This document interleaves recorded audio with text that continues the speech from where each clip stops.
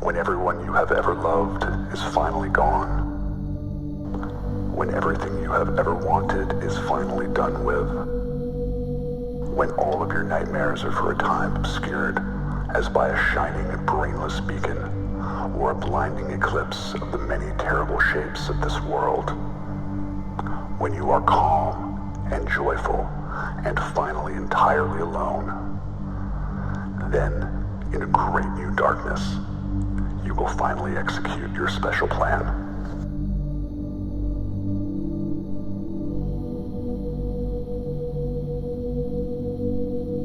One needs to have a plan, someone said, who was turned away into the shadows and who I had believed was sleeping or dead.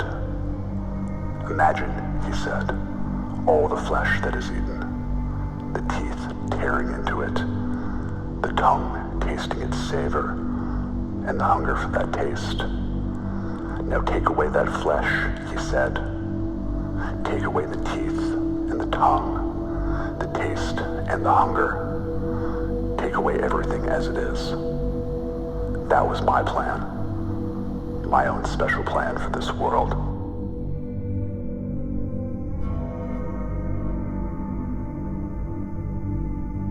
I listened to these words, and yet I did not wonder if this creature whom I had thought sleeping or dead would ever approach his vision, even in his deepest dreams, or most lasting death. Because I had heard of such plans, such visions, and I knew that they did not see far enough. But what was demanded in way of a plan needed to go beyond tongue and teeth, and hunger, and flesh, beyond the bones and the very dust of bones and the wind that would come to blow the dust away. And so I began to envision a darkness that was long before the dark of night, and a strangely shining light that owed nothing to the light of day.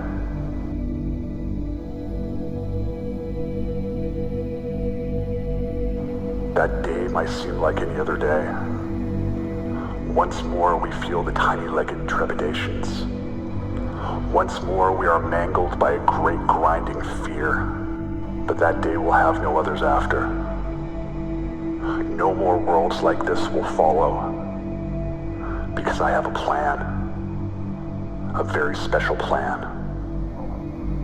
No more worlds like this.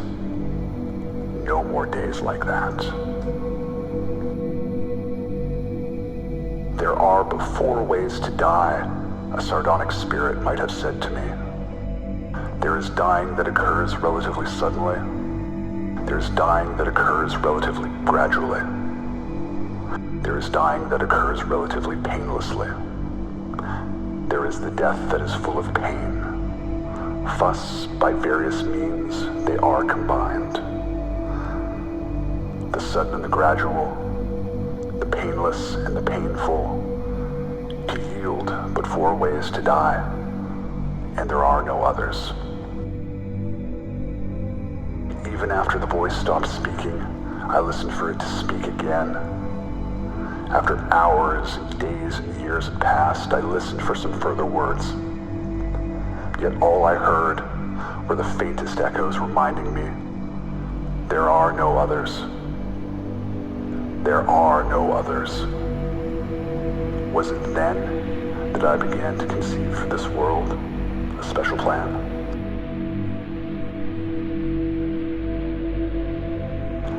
There are no means for escaping this world. It penetrates even into your sleep and is its substance. You are caught in your own dreaming, where there is no space, and held forever, where there is no time. You can do nothing you are not told to do. There is no hope for escape from this dream that was never yours. The very words you speak are only its very words. And you talk like a traitor under its incessant torture.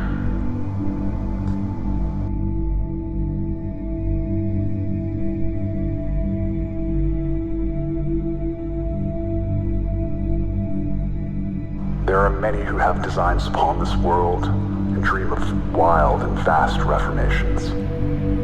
I have heard them talking in their sleep of elegant mutations and cunning annihilations.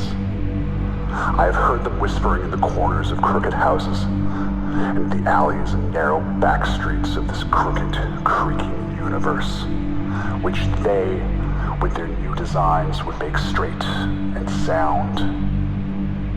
But each of these new and ill-conceived designs is deranged in its heart, for they see this world as if it were alone and original, and not only one of countless others, whose nightmares all proceed like a hideous garden grown from a single seed.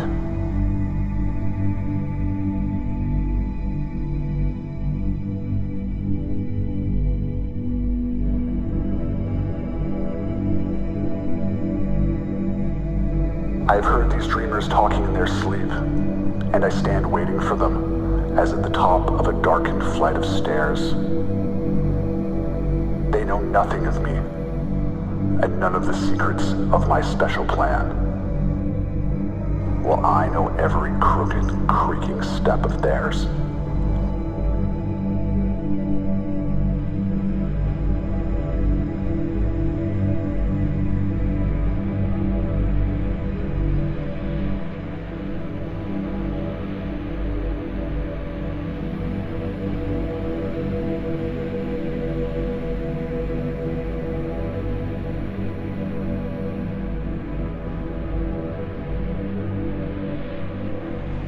It was the voice of someone who is waiting in the shadows, who is looking at the moon and waiting for me to turn the corner and enter a narrow street and stand with him in the dull glaze of moonlight. Then he said to me, he whispered, that my plan was misconceived, that my special plan for this world was a terrible mistake, because, he said, there is nothing to do, and there is nowhere to go. There is nothing to be, and there is no one to know. Your plan is a mistake, he repeated. This world is a mistake, I replied.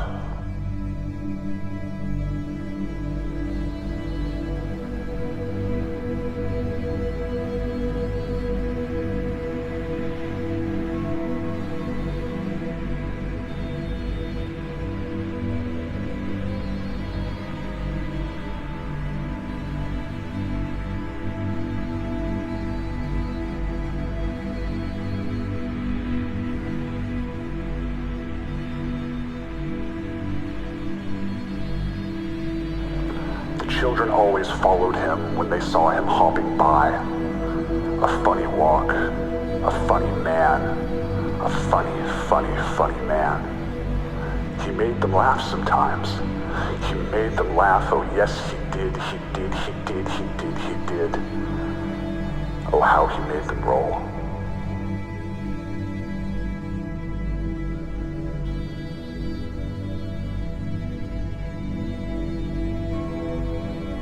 One day he took them to a place he knew, a special place, and told them things about this world, this funny world, which made them laugh sometimes. He made them laugh, oh yes he did. Oh, how he made them roll. Then the funny little man who made them laugh, sometimes he did, revealed to them his special plan.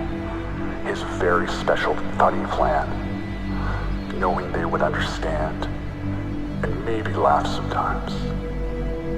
He made them laugh, oh yes he did. He did. Their eyes grew wide beneath their lids, and how he made them roll.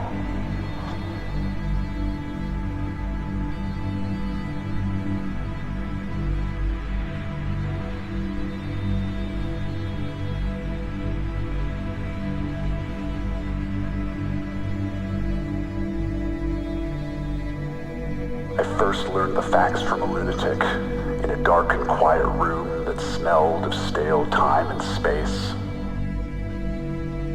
There are no people, nothing at all like that.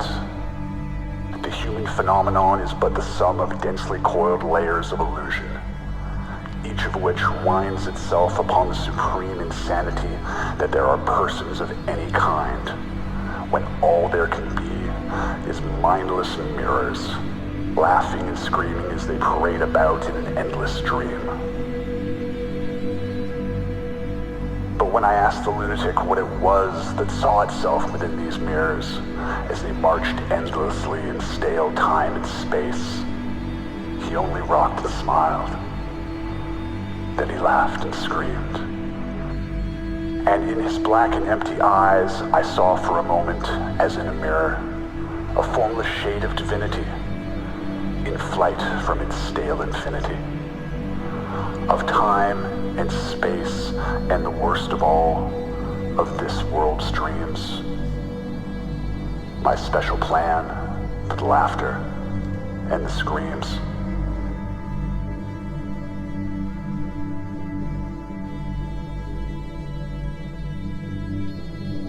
We went to see some little show that was staged in an old shed past the edge of town, and in its beginnings all seemed well.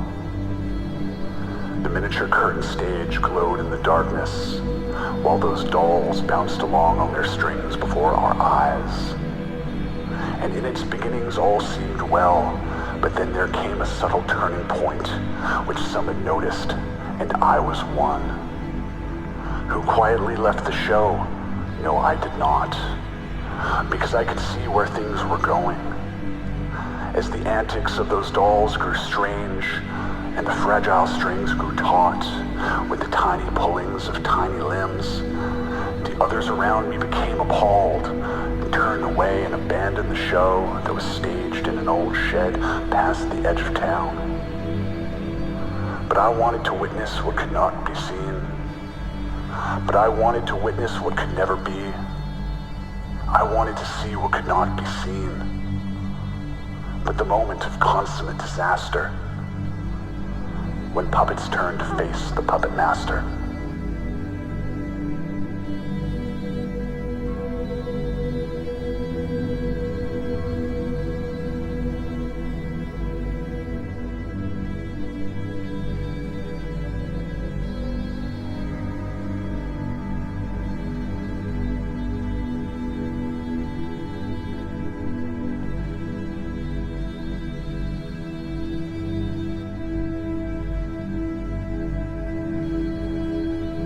It was twilight, and I stood in the grayish haze of a vast empty building, when the silence was enriched by a reverberant voice.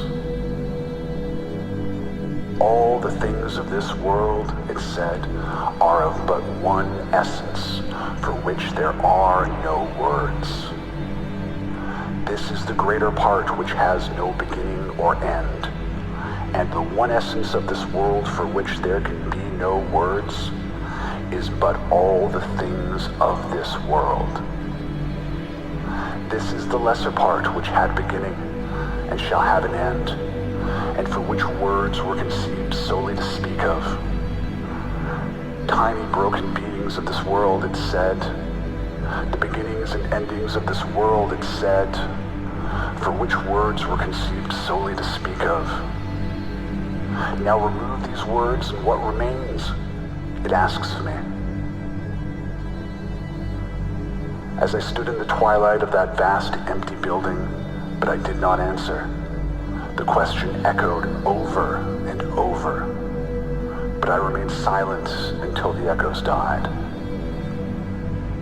And as twilight passed into evening, I felt my special plan, for which there are no words, moving towards a greater darkness. There are some who have no voices, or none that will ever speak, because of the things they know about this world and the things they feel about this world. Because the thoughts that fill a brain that is a damaged brain, because the pain that fills a body is a damaged body, exist in other worlds. Countless other worlds, each of which stands alone in an infinite empty blackness for which no words have been conceived, and where no voices are able to speak. When a brain is filled only with damaged thoughts, When a damaged body is filled only with pain and stands alone in a world surrounded by infinite empty blackness, and exists in a world for which there is no special plan.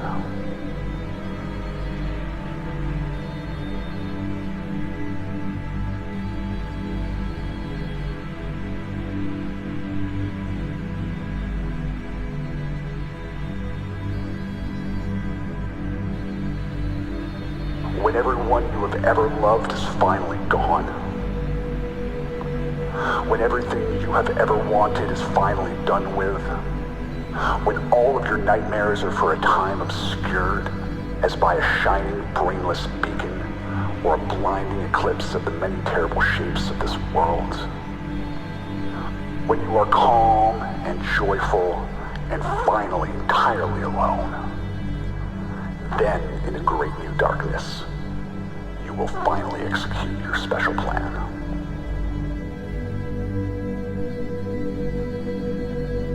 When everyone you have ever loved is finally gone. When everything you have ever wanted is finally done with.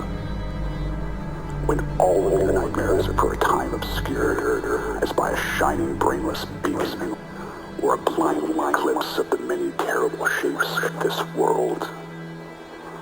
When you are calm and joyful and finally entirely alone. Then, in a great new darkness, you will finally execute